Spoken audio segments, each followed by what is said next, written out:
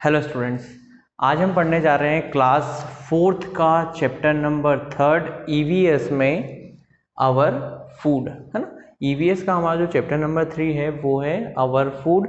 Our का मतलब हमारा, फूड का मतलब खाना या भोजन, है ना। जो भी हम जिस खाने में यूज़ में लेते हैं वो हमारा फूड कहलाती है, जिससे हमारा पेट भर पाए, है ना। ऐसी कोई चीज़ नहीं जो हमारा पेट भी ना भर पाए और हमें एनर्जी भी नहीं दे पाए, वो हमारा फूड में नहीं आती है, याद रखिएगा। देखिएगा इस चैप्टर में हमें क्या देखना है, बेसिकली फूड के बारे में देखना है कि फूड होता क्या है और हमें फूड की ज़रूरत क्यों होती है ना। Why do we need food, मतलब हमें फूड की ज़रूरत क्यों है।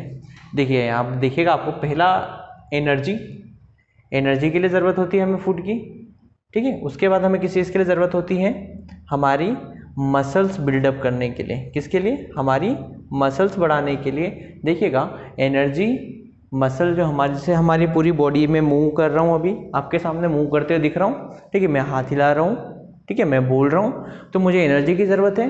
और एनर्जी मुझे कहाँ से मिलेगी, फूड से, है ना। जो एनर्जी है वो मुझे मिलती है फूड से, ठीक है। फिर अगर मैं देखता हूँ कि जो मेरी बॉडी, जैसे आज जैसे ज़्यादा आपको माहौल, गर्म माहौल हो जाता है, जैसे गर्मी ज़्यादा हो रही है, सूरज की धूप ज़्यादा गिर रही है, तो आपको गर्मी लगने लगती है। क्यों? क्योंकि उस गर्मी से आपके बॉडी का टेम्परेचर कम होता है। वहीं अगर ठंडा माहौल है ना, जैसे ठंड चल रही है तो आपको ठंडी लगती है। क्यों? क्योंकि आपका जो टेम्परेचर है बॉडी का वो गर्म होता है। तो जो टेम्परेचर को रेगुलेट करने का काम भी हमारी एनर्जी से ही होता है। हमारी बॉडी का टेम्परेचर अगर कम ज़्यादा होता है तो उसका कौन काम करता है, एनर्जी। और एनर्जी कहाँ से मिलेगी, फूड से। फिर आगे देखेंगे हमारा वजन जो है वो भी डिपेंड किस पे करता है, फूड पे डिपेंड करता है। हमारी ग्रोथ, मतलब पहले हम देखते हैं कि जब हम छोटे छोटे से थे, जब हमारी एज 3 साल की थी तो हम बिल्कुल छोटे छोटे थे, है ना। अब हम बढ़ते जा रहे हैं, धीरे धीरे ग्रोथ करते जा रहे हैं। क्या बचपन के कपड़े आपको आते हैं अभी? नहीं, पर बचपन में आप उन कपड़ों में फिट बैठते थे, है ना। तो आज वो कपड़े नहीं आते, जूते आपके छोटे हो गए, कपड़े आपके छोटे हो गए, मतलब आप बड़े हो गए, है ना। आपको ग्रोथ हो गई। तो ग्रोथ कैसे हुई आपकी, फूड से। आप फूड लिया आपने तो ही आप ग्रोथ कर पाए, क्योंकि हमारी सेल बढ़ी, पुरानी जो सेल्स थी वो खत्म हुई, नई सेल्स आई, है ना। लास्ट चीज जो हमारा फूड हमारे लिए करता है वो है हमें हेल्दी रखता है, स्वस्थ रखता है ना, हमें बीमारियों से दूर रखता है। जब तक हम प्रॉपर फूड नहीं खाएंगे, प्रॉपर अमाउंट में हमें विटामिन्स मिनरल्स नहीं मिलेंगे, तो हम हेल्दी नहीं रह पाएंगे, बीमार हो जाएंगे, है ना। तो हमें बीमारी से बचने के लिए भी फूड बहुत ज़रूरी होता है। अगली चीज़ देखते हैं अपन, तो अगली चीज़ क्या आती है, देखेंगे कि हमारा जो फूड है वो हमें कहाँ से मिलता है ना। तो हमें फूड 2 जगह से मिलता है, एक तो प्लांट से और एक एनिमल से। तो हम इस चैप्टर में एनिमल्स की बात नहीं करेंगे, हम सिर्फ प्लांट्स की बात करते हैं, है ना। तो प्लांट से, चलो एनिमल का थोड़ा सा मैं एक टॉपिक समझा देता हूँ आपको। एनिमल से हमें दूध मिलता है, अंडे मिलते हैं, उसके बाद मीट मिलता है। तो ये कहाँ से मिला अपने को, एनिमल से। बट इसके अलावा जो चीज़ें होती हैं वो अपने को कहाँ से मिलती है, हमारे प्लांट से मिलती है। देखिएगा, फूड्स ऑब्टेन्ड फ्रॉम प्लांट्स, मतलब हमें प्लांट से क्या क्या मिलता है फूड में। वेजिटेबल्स मिलते हैं, फ्रूट्स मिलते हैं और व्हीट मिलता है, मतलब गेहूं वगैरह जो होते हैं, अनाज जिसे बोलते हैं, मिलते हैं। वेजिटेबल्स में हमारी आलू, टमाटर, भिंडी जैसी सब्जियां हो जाती हैं।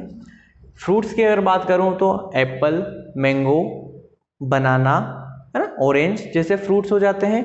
और अनाज, सीरियल्स की अगर मैं बात करूं तो व्हीट, राइस, चावल, है ना, ये सारी चीज़ें जो होती हैं हमारी, सब किस में आ जाती हैं, हमारी अनाज में आ जाती हैं, ठीक है।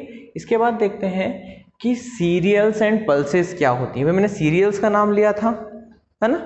सीरियल का मतलब अनाज होता है और पल्सेस का मतलब दाल होता है ना।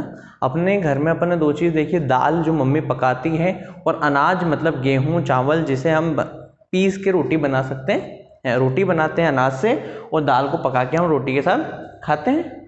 समझ में आया? तो जैसे सीरियल्स में क्या क्या होती हैं, सीरियल्स में आएंगे आपके गेहूं, है ना, चने, चावल, है ना, ये सारी चीज़ें किस में आती हैं, आपकी सीरियल्स में। वहीं पल्सेस की अगर मैं बात करूं, दालों की अगर बात करूं, चने की दाल, मूंग की दाल, अरहर की दाल, बहुत सारी दालें हैं अपने सामने जो हम खाने में काम में लेते हैं, वो पल्सेस मतलब दालें, सीरियल्स मतलब अनाज। आया समझ में आपको? ठीक। नेक्स्ट चीज देखते हैं, फूड ग्रेन्स। फूड ग्रेन्स क्या होता है पता है आपको? पल्स और सीरियल्स मतलब अनाज और दालों को मिला के हम क्या बोलते हैं, फूड ग्रेन्स। फूड ग्रेन्स मतलब ये हमारे खाने के लिए काम में आने वाला अनाज होता है ना, आया समझ में। अनाज खेत में उगाया जाता है और फूड मतलब खाने की योग्य चीज़ें।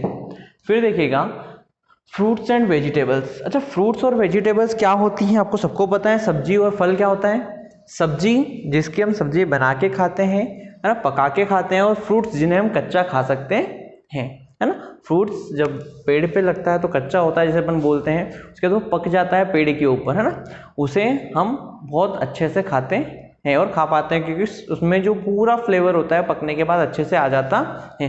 पर वहीं हमारी जो सब्जी ये फसल खेत में तो पक जाती है, बट ये पकने के बाद क्या होता है, इसे हमें घर पे लाके अपनी स्टोव पे गैस पे पकाना पड़ता है ना, दूसरी चीज़ों के साथ मसालों वगैरह के साथ पका के हम इसको खा पाते हैं, कच्चा नहीं खा पाते हैं। आया समझ में, ये दोनों में डिफरेंस हो गया। तो वेजिटेबल्स में क्या क्या आती है, गेबेज, है ना, मतलब कि आपकी पत्ता गोभी हो गई, टमाटर हो गई आपका कद्दू हो गया, ककड़ी हो गई, ये सारी चीज़ें किस में आती है, सब्जियों में आती है। वहीं फलों में तरबूज, स्ट्रॉबेरी, आपका एप्पल हो गया, चेरी हो गई, ऑरेंज हो गया, ये सारी चीज़ किस में आती है, फ्रूट्स में आती है। फिर देखिएगा ये पूरा सा एक चार्ट है आपके सामने। पर अच्छा ये मुझे बताइएगा, जो फल्स और सब्जी मिलती कहाँ से, पता है आपको, खेतों से, है ना। ये हमारी फसलें होती हैं और इन्हें किसान उगाता है। आगे देखते हैं किसान कैसे सारी चीज़ें करता है, समझिएगा। ये क्या दिख रहा है आपको, ऑयल सीड्स, मतलब कि इन बीज या ये जो चीज़ें हैं इनसे हमें तेल मिलता है। क्या मिलता है, तेल। सब्जी बनाने के लिए तेल काम में लेते हैं आप, तो ज़्यादातर वो चीज़ किस काम, कौन सा तेल काम में आता है, वो आता है सोयाबीन का तेल, है ना।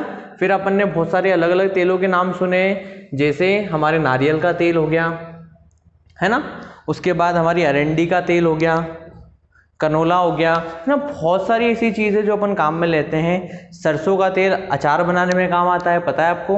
तो ये सारी चीज़ें जो होती हैं अलग अलग, जिससे हम तेल बना सके, जैसे राई हो गई, राई का तेल बनता है, सोयाबीन का तेल बनता है। ऐसी जो फसलें होती हैं, ऐसे जो बीज होते हैं, उन्हें हम क्या कहते हैं, ऑयल सीड्स कहते हैं। नेक्स्ट अपन देखते हैं कि इसके बाद क्या आता है, इसके बाद आते हैं मसाले।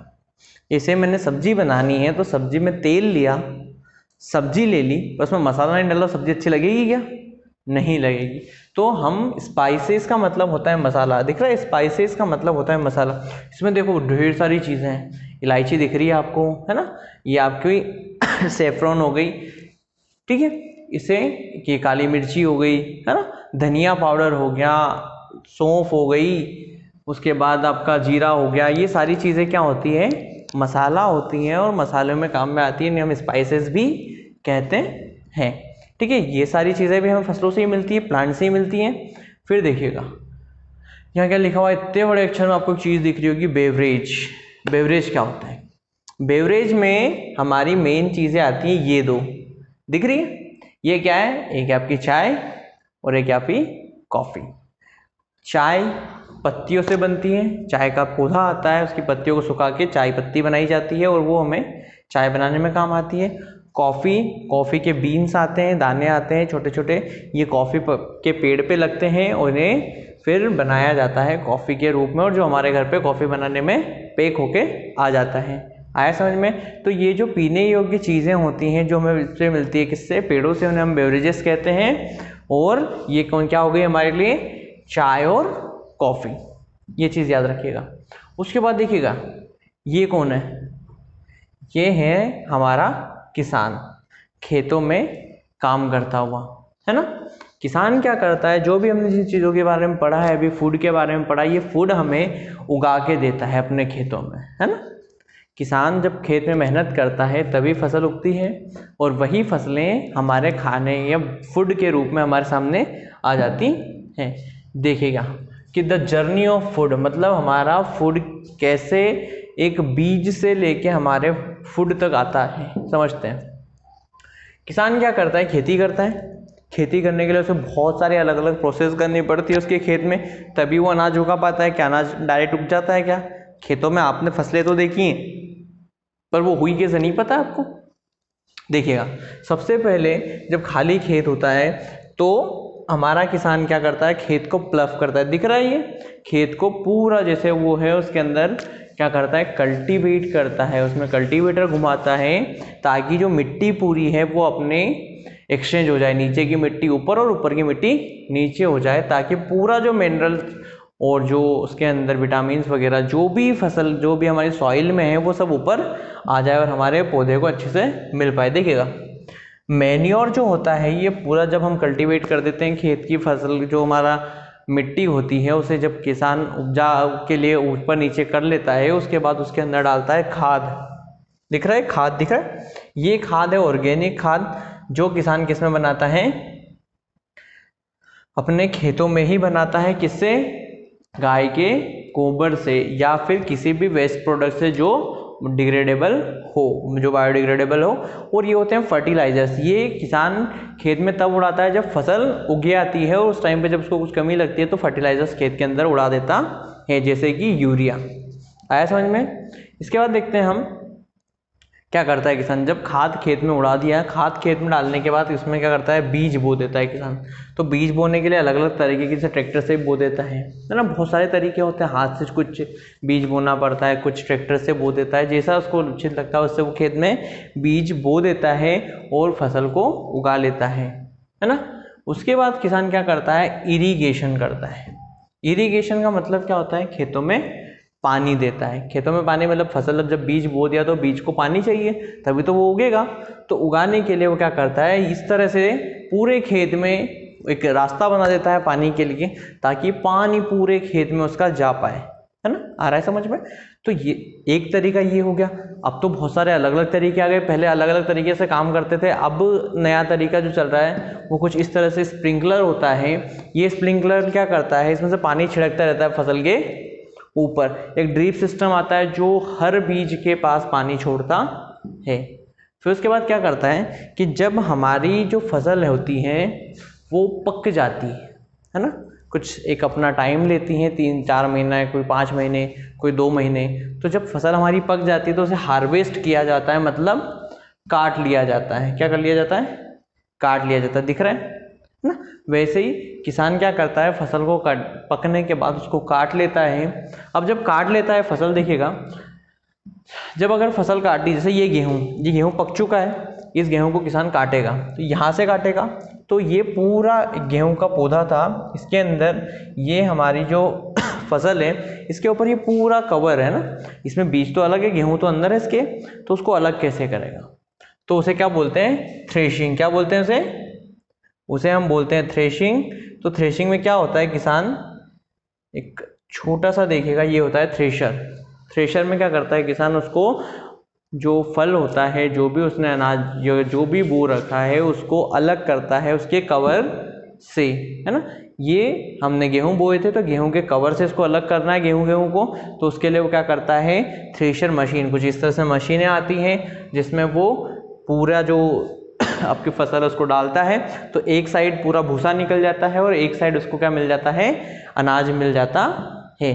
ठीक है। उसके बाद विनोव करना पड़ता है। विनोविंग का मतलब क्या होता है कि फसल को साफ करना। दिख रहा है फसल को कैसे साफ करते हैं, देखिए क्या होता है, जब फसल बोई अपन ने, जब उसको थ्रेशर से थ्रेश किया, थ्रेशिंग करी, तो क्या होगा कि उसके साथ जो हमारे अनाज है, अनाज के साथ कचरा भी रहेगा, उस कचरे को निकालना पड़ेगा। कहीं मिट्टी होती है, कचरा होता है, तो उसको निकालने के बहुत सारे अलग अलग तरीके होते हैं। गाँव में जो महिलाएं होती हैं उसको पहले बीनती भी हैं, ये ऊपर तो क्या करते हैं हवा में गेहूं को, ताकि क्या होता है जो कचरा होता है सब निकल जाता है, हवा के साथ बह जाता है और बाकी जो अनाज है वो नीचे गिर जाता है। उसके बाद जो लास्ट टॉपिक जो बचता है वो होता है कि जब हमारा किसान फसल निकाल लेता है तो उसको ट्रांसपोर्ट करता है। ट्रांसपोर्ट कहाँ करता है, या तो वेयर हाउस करेगा या फिर मंडी कर देगा, जहाँ से हमारे पास ये मंडी दिख रही है, मंडी में हमारे पास चले जाएगा और ये फ्रूट जो वेजिटेबल मार्केट है या फिर अनाज मंडी जो होती है वहाँ पे लेके जाएगा, ताकि वहाँ से इसको हम कलेक्ट कर पाएँ और हमारे ये सब काम में आ पाए, है ना, उसे हम अपने फूड के रूप में काम में ले पाएँ। ठीक है, आया समझ में। यही सब था हमारे इस चैप्टर के अंदर, और अगली चैप्टर हम अगले वीडियो के अंदर पढ़ेंगे। Thank you.